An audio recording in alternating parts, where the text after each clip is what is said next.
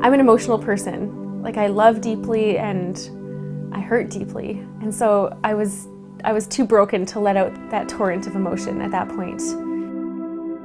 I have 3 kids, Hannah, Zachary, and Eden, and Zachary is my son that is not with me anymore.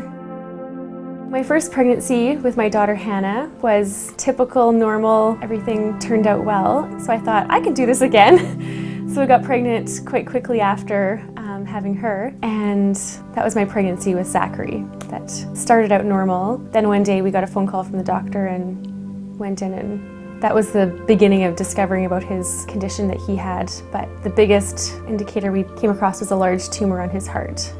I wasn't thinking about myself throughout the whole process, but it got more dangerous for my health and my husband got pretty worried. He obviously wanted me with him and he wanted Hannah to have a mom, so he was like, gotta do something. And the doctor recommended I be induced, which basically was like confirming that Zachary would die.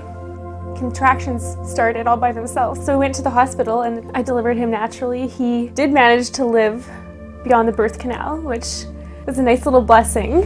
I delivered him and they put him on my chest and he moved a little bit, but he never cried. He never opened his eyes. And so my husband and I just held him and rocked him, and just very quick. So I think we only had just a few minutes with him after he was born.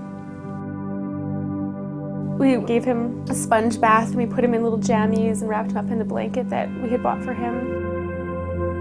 My husband took Zachary to the hospital window and held him up and said, "This is the world." And I'll never forget that moment. Right away, I wanted to have another child. I felt like that would be healing. I was excited to change the vibe of our family and to become happy again.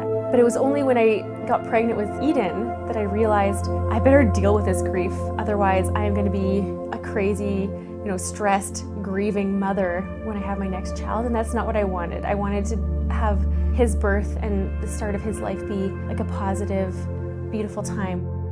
There was one day I was sitting reading a book to Hannah, and in it I read the name Eden, and the second I read that name, something clicked, and I just got a little taste of picturing him as a boy. Up to that point, I couldn't imagine taking my baby home from the hospital.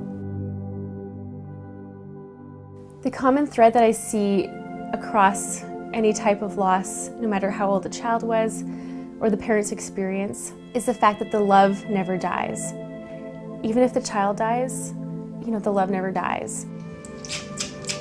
You big guy. Love you.